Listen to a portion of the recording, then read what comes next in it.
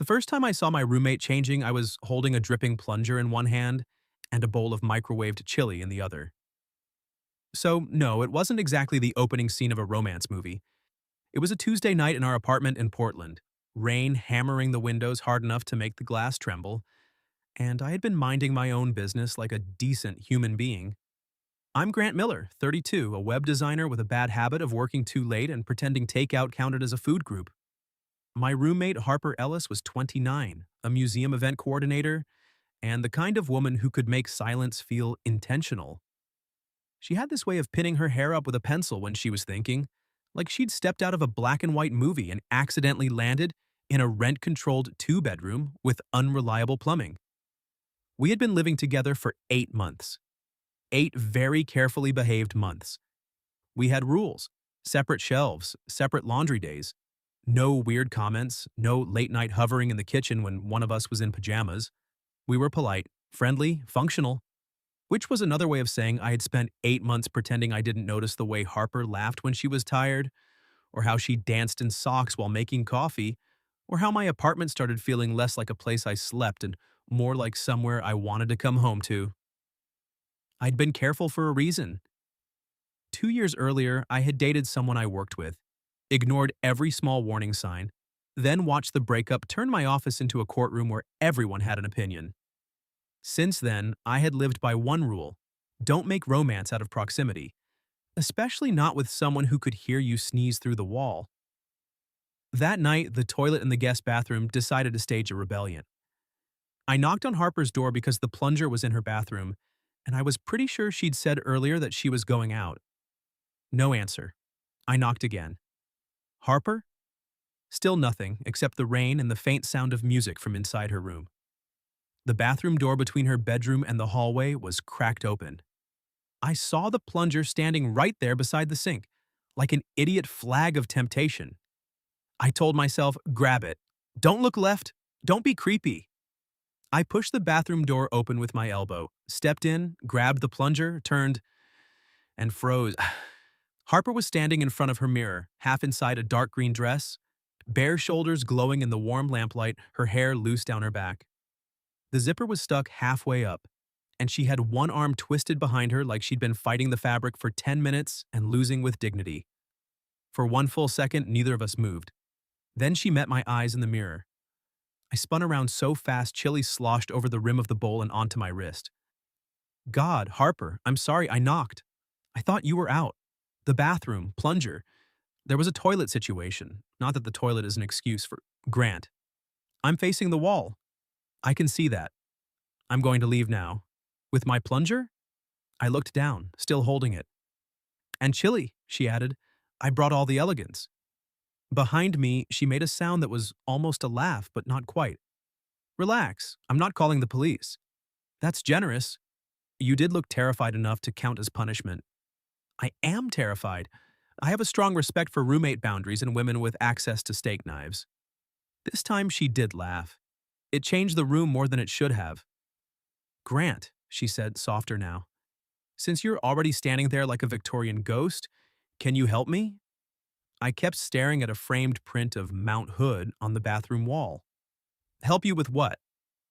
The zipper. That was where a smarter man would have said no. A man with better self-preservation would have put the plunger down, walked backward into the hallway, and scheduled an emergency meeting with his common sense. Instead, I said, "Are you sure?" "Yes, unless you want me to attend this dinner wearing a dress that looks like it gave up during construction." I turned slowly, eyes trained like a monk on the top of her head. She rolled her eyes in the mirror. "Grant, I trust you." 4 words, that was all. I stepped closer. There are distances you cross in life that don't look like much from the outside. 3 feet on an apartment floor, one careful breath, your fingers touching the small metal tab at the middle of someone's back. But I felt every inch of it. Harper held her hair over one shoulder. The dress smelled faintly like cedar from her closet and something warmer that was just her. Her skin was close enough that I noticed the tiny beauty mark near her shoulder blade, and I had to focus on the zipper like it was a bomb wire. "It's caught on the lining," I said. "Can you fix it?" "I build websites for dentists. This is outside my certification." "Try anyway." I worked the fabric gently, trying not to brush her more than necessary, trying not to notice that she had gone very still, trying not to enjoy the quiet trust of her standing there and letting me help.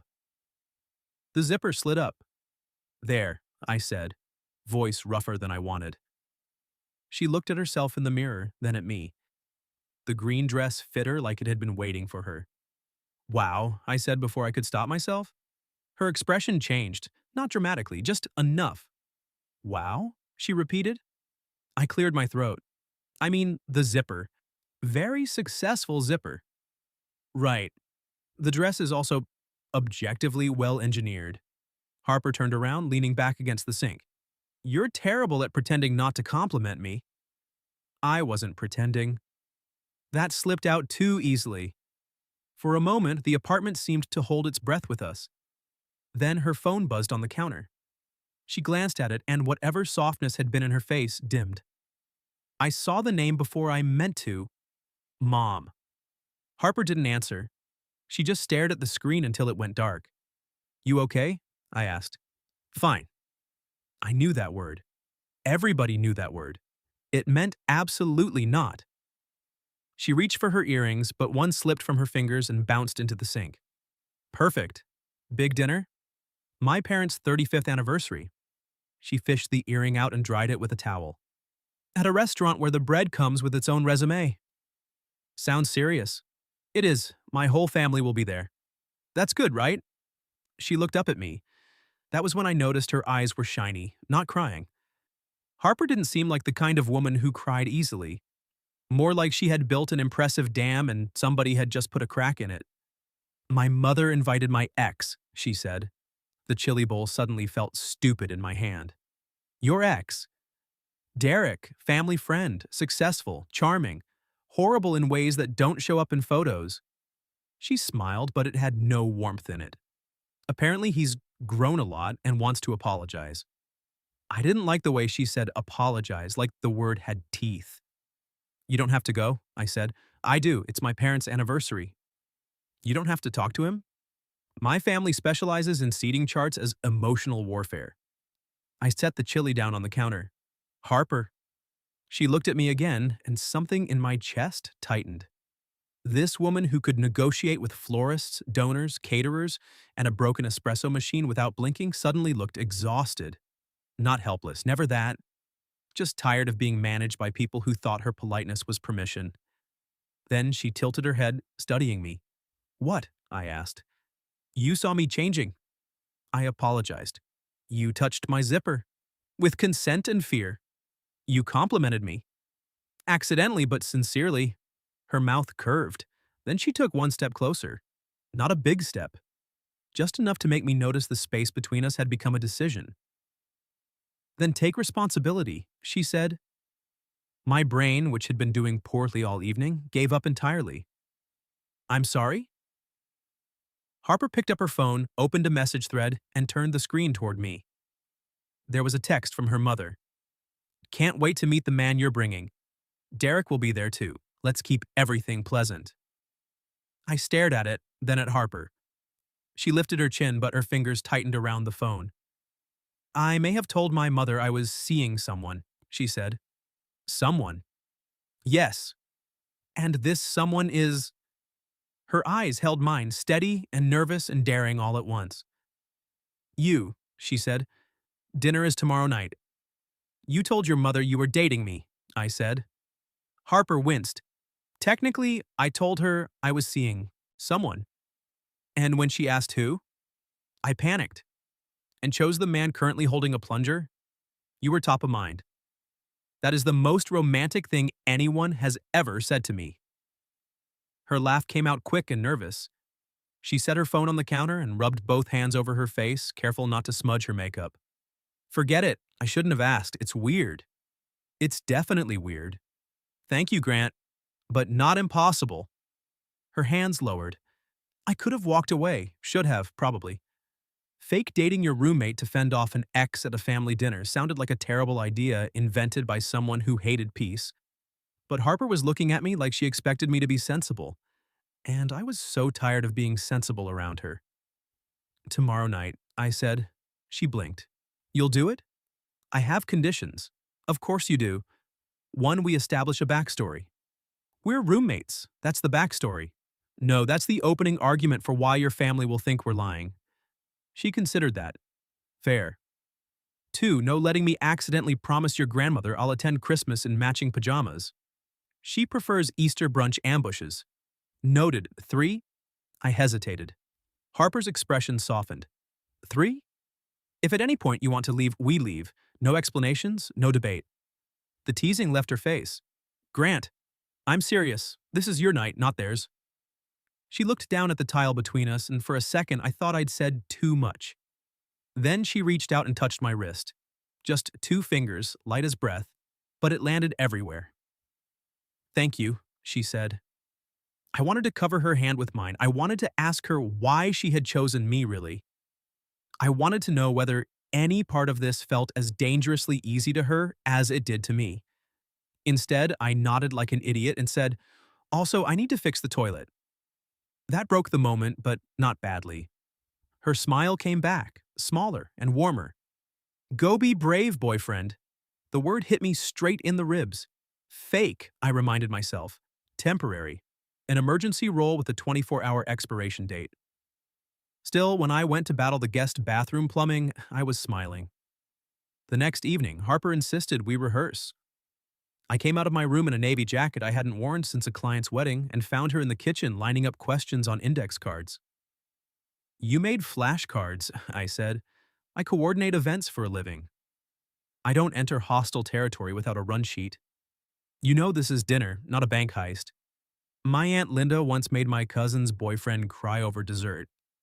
I sat at the table. Hit me. Harper lifted the first card. How long have you two been together? 6 weeks. Too short. My mother will ask why I didn't mention it earlier. 3 months. Better.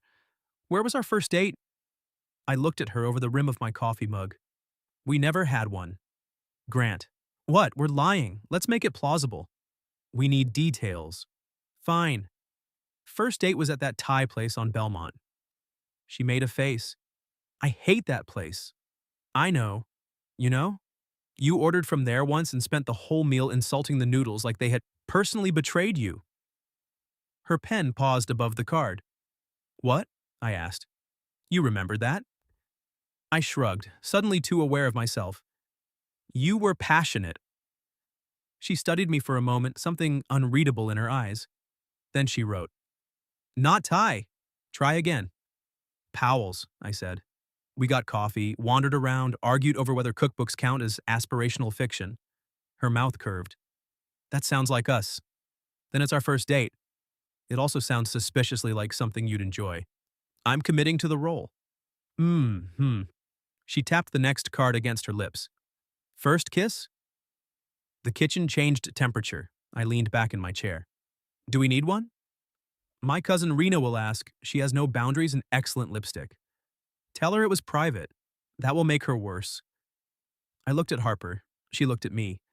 Her hair was down tonight, tucked behind one ear, and she wore a black dress this time, simpler than the green one, but somehow more devastating. She had one knee drawn onto the chair, barefoot resting on the seat, like we weren't discussing weaponized intimacy under fluorescent kitchen lights. Hallway, I said. Her voice dropped. What? Our first kiss. Hallway outside the apartment. You forgot your keys. I opened the door. You were annoyed. I was smug. I'm never annoyed. You're annoyed right now. Continue. You said something sarcastic. I said something charming. Unlikely. And then I stopped. Harper's smile faded into something softer. And then? She asked. The sensible answer was, we can improvise. The honest answer was standing too close to the edge. And then I kissed you, I said quietly, because I'd wanted to for a while. The room went still. It was acting. It was supposed to be acting, a fake memory built out of nothing. Except Harper's fingers tightened around the index card and my heart was being wildly unprofessional. She looked away first. That's good? Convincing. Very. We didn't say anything for a few beats. Then she slid off the chair. We should practice. My pulse stumbled. Practice what? She gave me a look that was half challenge, half nerves. Couple behavior. We can't walk in there looking like two people who label their oat milk. We do label our oat milk. Yours has vanilla in it. Exactly, stand up. I stood. She came closer and took my hand. Simple, terrible, perfect. Her hand was cool, her fingers fitting between mine with a naturalness that made me briefly angry at the universe. How dare something fake feel like recognition? Too stiff, she said. I'm not stiff. You're holding my hand like it's a legal document. I adjusted my grip, thumb resting over hers. Her breath caught. Barely, but I heard it. Better? I asked. She nodded. Then she stepped into my space and placed my hand at the small of her back. I forgot every word I'd ever learned. For dinner, she said, not quite looking at me. If Derek tries to do that thing where he stands too close, you can be there. I'm not going to paw at you for strategy. Her eyes lifted to mine. I know. That's why I asked you. There it was again. Trust. It was becoming a problem. I let my palm settle gently against her back. Like this? Yes. And if you need me to stop, I'll say red light. Okay. She smiled faintly. You really are annoyingly decent. Don't spread that around. I have a reputation as a mysterious plunger thief. Her laugh warmed against my chest because she was that close. Close enough that one more inch would make this something else entirely. For a second, neither of us moved away. Then Harper whispered, Grant? Yeah? Why did you say yes? I could have made a joke. I didn't. Because you asked me, I said. And because I don't like the idea of you walking into that room feeling alone. Her eyes searched mine. That's not fake boyfriend talk, she said. No. Her thumb brushed mine. Dangerous answer, she whispered. Yeah. The doorbell app chimed on her phone, startling us apart. Harper checked the screen. Car's here. The spell didn't break so much as fold itself carefully and slip into my pocket. At the restaurant, everything gleamed. Brass lights, white tablecloths, a hostess who looked like she judged people by their shoes. Harper paused outside the private dining room. Through the glass, I saw a long table full of laughing people. Silver hair, dark suits, jewel-toned dresses. And at the far end, a man in a charcoal blazer turned as if he'd been waiting for the doorway to frame her. Derek, I guessed. Handsome in a way that looked rehearsed. Harper's fingers went cold in mine. I leaned closer, not for him. For her. Red light, I murmured. She took one breath, then another. No, she said. Then she looked up at me, and to my surprise, the fear in her eyes had company now.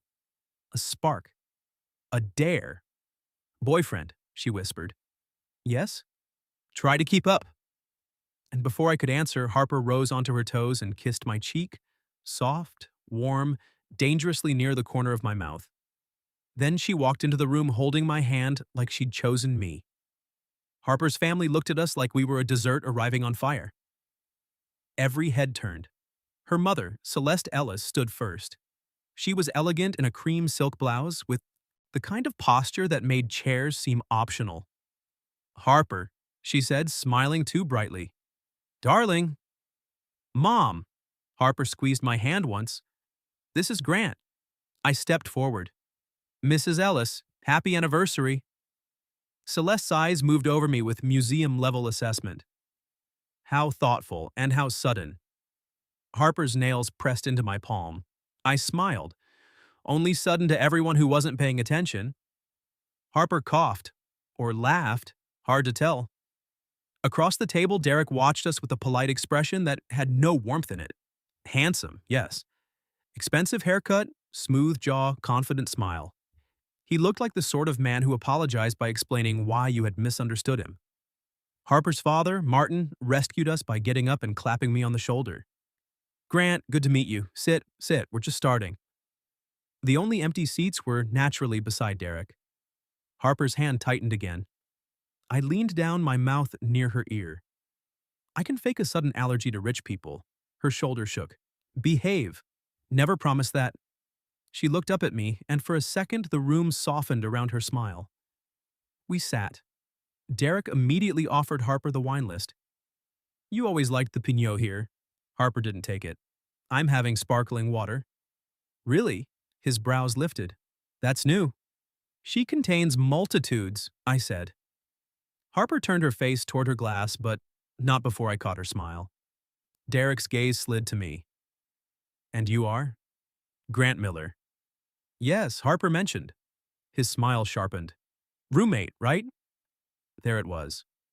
The table quieted by one noticeable degree. Among other things, Harper said. The words were calm, but I felt the tremor in her hand under the table. I laced my fingers through hers. Not possessive, not performative. A choice. Her thumb moved over my knuckle in answer. Rena, the cousin with the promised lipstick, leaned forward from across the table. So, how did this happen? Because Harper told us nothing, which means it's either serious or entertaining. Both, Harper said. I looked at her. You think I'm entertaining? Occasionally, when supervised. I'm wounded. You'll survive. Rena made a delighted sound. Oh, I like this. Celeste did not look as delighted. How long has this been going on? 3 months, Harper said. 3, Derek repeated softly. Interesting.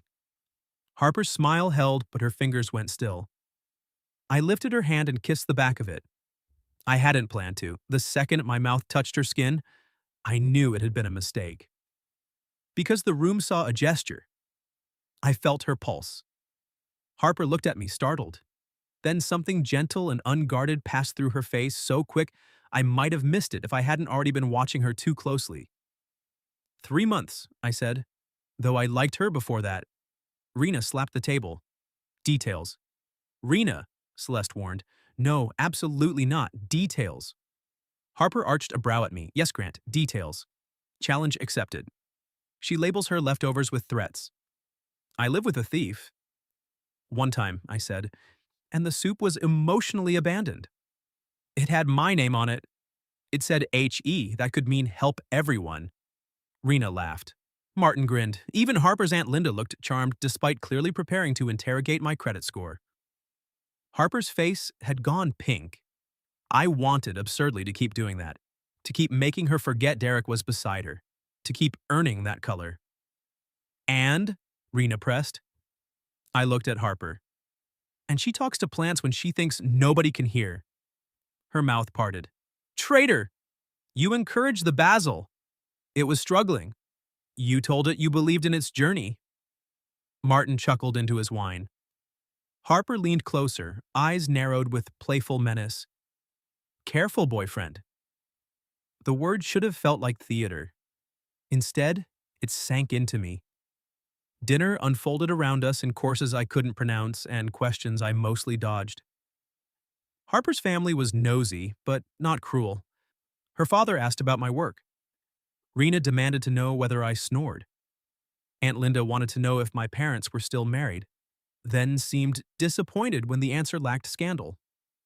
Harper relaxed by degrees.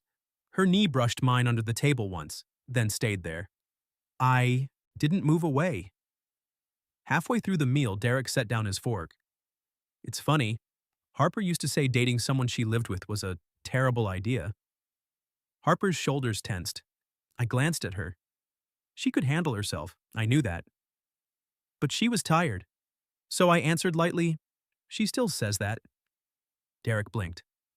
She also says men who leave mugs in the sink after coffee should face legal consequences, I continued. I'm working on myself. Harper laughed before she could stop it. Derek's jaw tightened. Celeste watched us, expression unreadable. And what changed your mind, Harper? The question landed softer than Derek's, but cut deeper. Harper looked down at our joined hands. I thought she might give the safe answer. Convenience, timing. It just happened. Instead, she said, he made the apartment feel safe. My chest tightened. She lifted her eyes to mine. Not boring safe, not small safe. Just easy to breathe. The table blurred a little. There were a dozen people around us, waiters moving in and out, silverware chiming, Derek watching. But Harper was looking only at me. And I didn't realize how badly I needed that, she finished. No one spoke for a second. I forgot we were pretending. I forgot the backstory and the flashcards and every boundary I'd built out of old mistakes. All I could do was lean close and say, low enough for only her, "You do that for me, too." Her breath caught. This time I definitely heard it. Dessert arrived after that, and with it, a temporary mercy.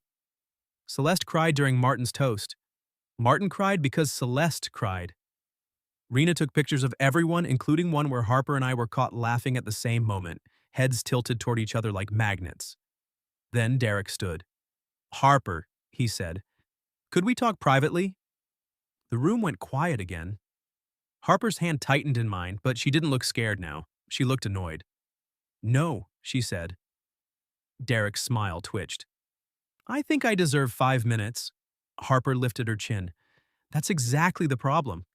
You always think you deserve things from me." Aunt Linda inhaled sharply. Celeste whispered, "Harper." But Harper didn't shrink.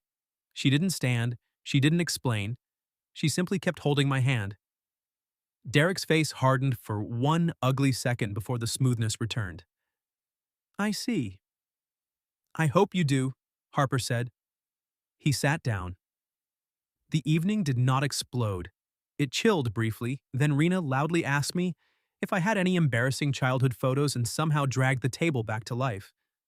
But under the table, Harper's hand was shaking. I rubbed my thumb over her knuckles, not to rescue her, to tell her I was there. After goodbyes, after Celeste kissed Harper's cheek with complicated silence, after Martin told me to come by for a barbecue sometime, we stepped out into the wet Portland night. Harper exhaled like she'd been holding her breath for years. "You were incredible," I said. She turned to me under the restaurant awning. "You were very committed. I'm a professional fake boyfriend. 5-star service, excellent basal references." My hand kissing was improvised. I noticed. Rain tapped the canvas above us. Her face was soft in the streetlight, makeup a little faded, eyes bright. "Grant," she said. "Yeah? That thing you said inside." Her voice lowered. "About me making it easy to breathe. Was that for them?" "No." She stepped closer. I should have stepped back. I didn't. Her fingers rose to my lapel, not gripping, just resting there like she needed to know I was real. "Good." Then she kissed me. Not my cheek this time. My mouth. Soft at first, almost questioning. I answered before my thoughts caught up, one hand settling carefully at her waist. She made a small sound against me, and the kiss deepened just enough to ruin every fake thing about the night. When she pulled back, we were both breathing differently. Harper touched her lower lip, looking dazed and brave. "That," she whispered, "wasn't on the flashcards." "No," I said, "it wasn't." Her phone buzzed. Neither of us looked at it. For once, the world could wait. We rode home in a silence so charged the rideshare driver kept glancing at us in the mirror like he was watching a nature documentary. Harper sat beside me, close but not touching. That somehow made it worse. Her knee was 2 inches from mine.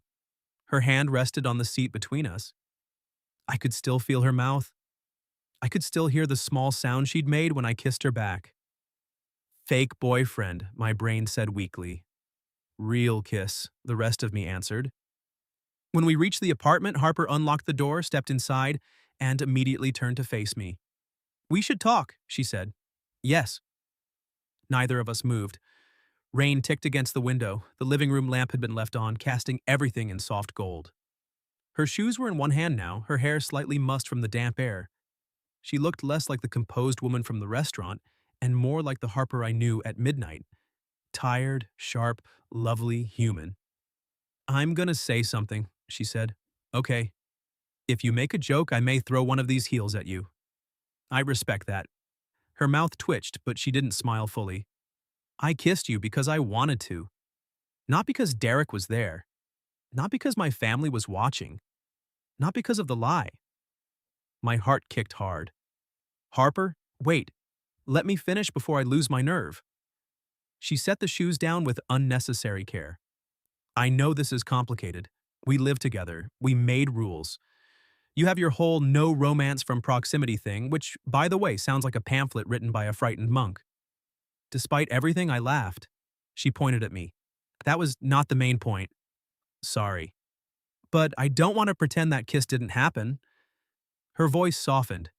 And I don't want you to be kind to me tomorrow by acting like it was a mistake. There it was. The thing I'd been afraid of since the restaurant awning. Not that she wanted me, that she might think I didn't want her back. I crossed the room slowly, giving her every chance to move away. She didn't. I've wanted to kiss you for months, I said. Her face changed completely. All that practiced bravery cracked open into surprise, hope, a little fear. Months? She repeated. Yes. Plural months? Embarrassing number of months. How embarrassing. I once spent 20 minutes in the cereal aisle because you texted me, get whatever you like. And I realized I wanted to know what cereal you liked. Harper stared at me. Then she laughed, but it came out unsteady. That is deeply concerning. I bought 3 boxes. I know, we had cereal for 2 weeks. You noticed? I notice you, Grant. That undid me. Not dramatically. Quietly, like a lock turning. I reached for her hand. I'm scared of messing this up. Me too. We share walls. And oat milk. If this goes wrong, then we will be awkward adults with a sublet problem. She squeezed my fingers. But if this goes right? I looked at her. She stepped closer until our joined hands rested between us. If this goes right, she whispered, I don't want to miss it because we were both being careful. I had no defense against that, so I kissed her. This one wasn't a surprise. It wasn't borrowed from a fake story or hidden under an awning. It was deliberate. Her free hand slid to my shoulder and mine found her waist, and the apartment that had held 8 months of restraint seemed to exhale around us. She kissed like she argued, focused, honest, with a little edge of challenge. When I pulled back, she followed me half an inch, then opened her eyes as if annoyed I'd stopped. Hi, I said. Terrible line. I'm out of practice. I can tell. You're cruel. You like it. I did. God help me, I did. We ended up on the couch, not because anyone planned it, but because standing upright while admitting feelings was apparently too advanced. Harper tucked her feet under her, and I sat angled toward her, our knees touching. The kiss had changed the room, but not into something simple. Something better. Something honest. Her phone buzzed on the coffee table. We both glanced at it this time. Celeste. Harper sighed and picked it up. Her mother's message was short enough that I read it by accident. Derek left upset. I hope you know what you're doing. Harper's jaw tightened. I waited for her to shrink back into damage control. Instead, she set the phone face down. I'm not answering tonight. Good. She looked at me. You don't have to keep playing boyfriend now. The dinner's over. I'm aware. So if you want to step back, I don't. Her eyes searched mine. I forced myself to say the clear thing, the adult thing, the thing neither of us could misinterpret tomorrow. I want to take you on a real date. Her lips parted. A real one? She asked. No flashcards, no audience, no ex-boyfriends lurking near dessert.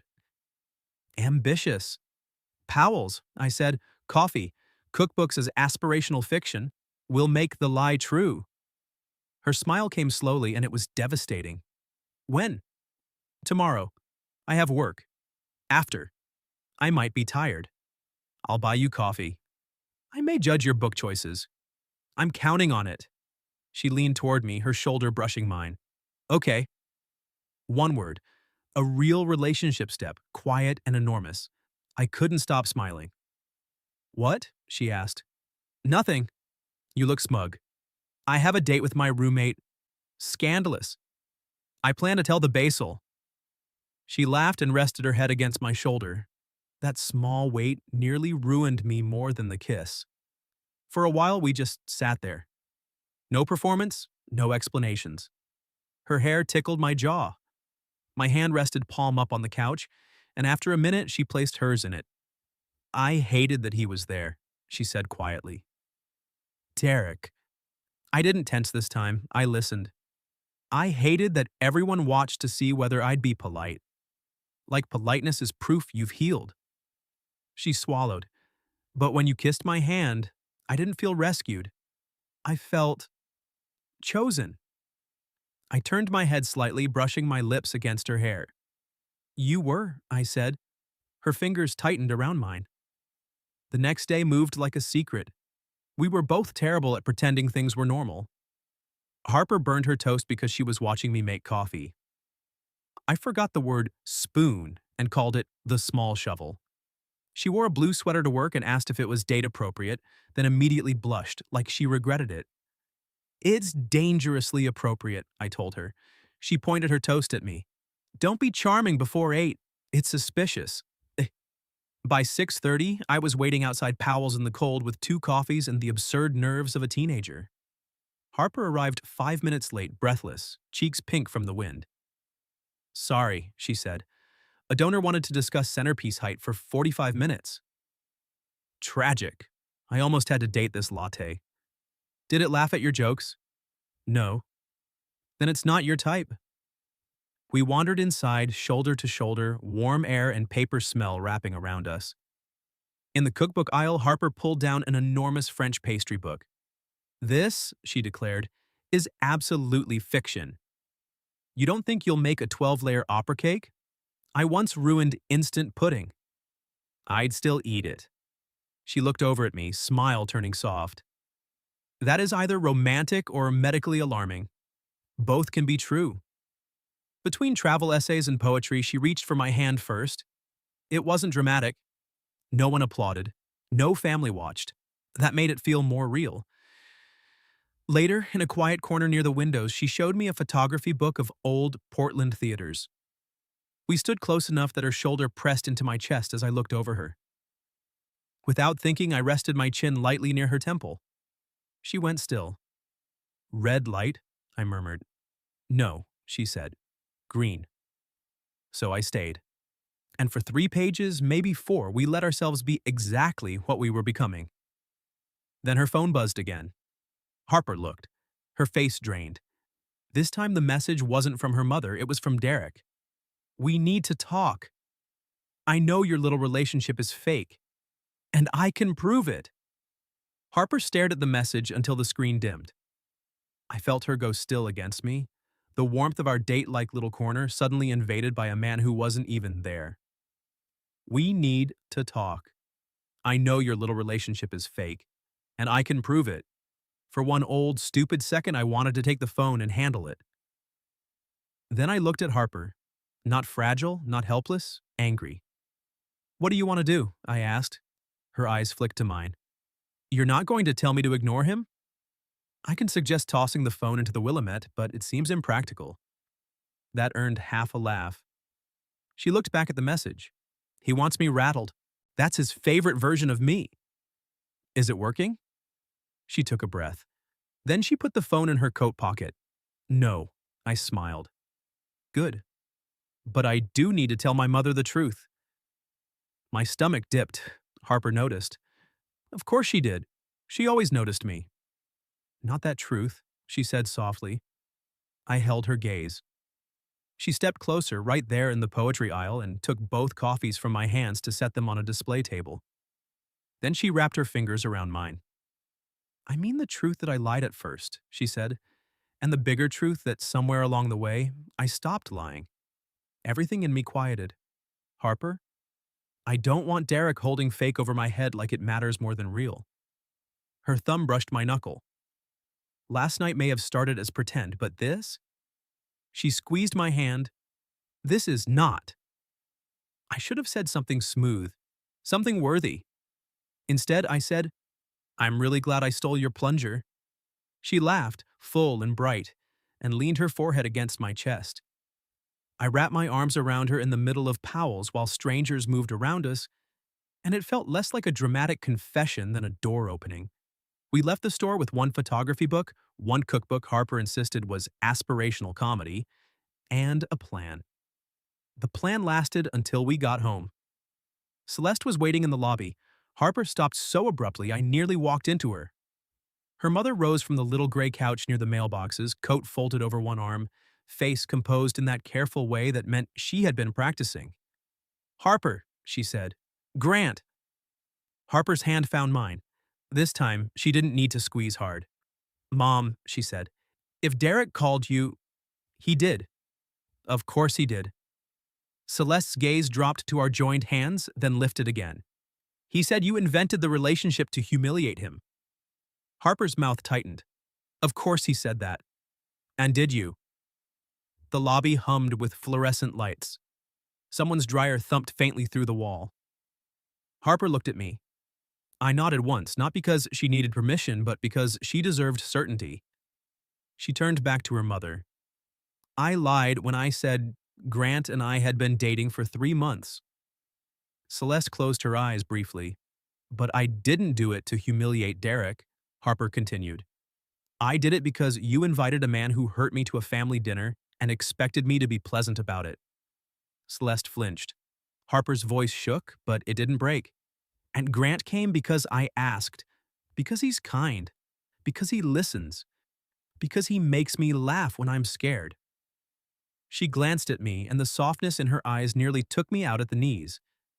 And because apparently we are both very bad at pretending not to want each other. I cleared my throat. Historically terrible. Harper's lips twitched. Celeste looked between us. Something in her posture changed. Not surrender. Something harder for proud people. Regret. I thought, she said slowly, if you and Derek spoke, maybe it would make things easier. For who? Harper asked. Celeste had no answer.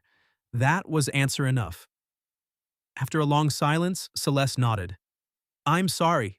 Harper inhaled sharply like she hadn't expected the words to land. I should have asked you, Celeste said. I should have believed what you'd already shown me. Harper blinked fast. I loosened my hand in case she wanted privacy. She held on tighter. Celeste noticed that too. A small, sad smile touched her mouth. For what it's worth, Derek didn't prove anything except that he still thinks your life is his business. Harper let out a breath that almost became a laugh. He's wrong, Celeste added. Yes, Harper said, he is. Her mother stepped forward and hugged her. Harper stiffened at first, then softened. I stood there with the cookbook under one arm, pretending not to be emotionally destroyed beside the mailboxes. When Celeste left, the lobby felt different. Harper turned to me. That was not how I expected our first date to end. I don't know. We bought books, confronted family trauma, and established an antagonist's irrelevance. Pretty full evening. Antagonist's irrelevance? I'm workshopping. She smiled, then slid her arms around my neck. What are you doing? I asked. Taking responsibility. Then she kissed me. It was not cautious this time, not confused, not staged for anyone. It was Harper choosing me in our apartment lobby under bad lighting, with rainwater on her coat and a ridiculous pastry cookbook pressed between us. I kissed her back like I had been waiting 8 months and 2 days. Because I had. After that, we didn't become perfect. We became honest. We kept separate bedrooms for a while because rushing felt less romantic than choosing. We went on real dates, ramen in the rain, terrible mini-golf, Sunday mornings at the farmer's market where Harper bullied me into trying vegetables I couldn't pronounce. Derek sent one more message. Harper deleted it without reading. Then she blocked him and made pancakes. 3 months later, she stopped knocking before coming into my room on Saturday mornings, usually carrying coffee and wearing one of my sweatshirts like she had a legal claim to it. 6 months later, we gave up the second bedroom and turned it into an office with 2 desks, too many plants, and one thriving basil plant Harper insisted had always believed in us. A year after that night on her parents' anniversary, Celeste invited us to dinner again. This time, no Derek. This time, Harper wore the green dress. This time, I zipped it up slowly while she watched me in the mirror, smiling like she knew exactly what I was thinking.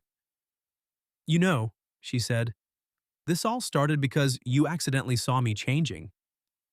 I remember experiencing cardiac failure, yes? And then I told you to take responsibility. You were very intimidating. She turned, smoothing my tie with both hands. Best decision I ever made. I looked at her, the woman who had become my roommate, my fake girlfriend, my real date, my home, and felt the old fear of proximity turn into something gentler. Sometimes love doesn't arrive from a grand plan. Sometimes it's already there, making coffee in your kitchen, labeling oat milk, trusting you with the zipper. I kissed her before we left, one hand at the small of her back, and she smiled against my mouth like the whole story had been worth the awkward beginning. What would you have done if you accidentally saw your roommate changing and she told you to take responsibility? Have you ever had an awkward moment turn into something real? Tell me your story in the comments. If you like this one, leave a like, subscribe, and I'll see you in the next video.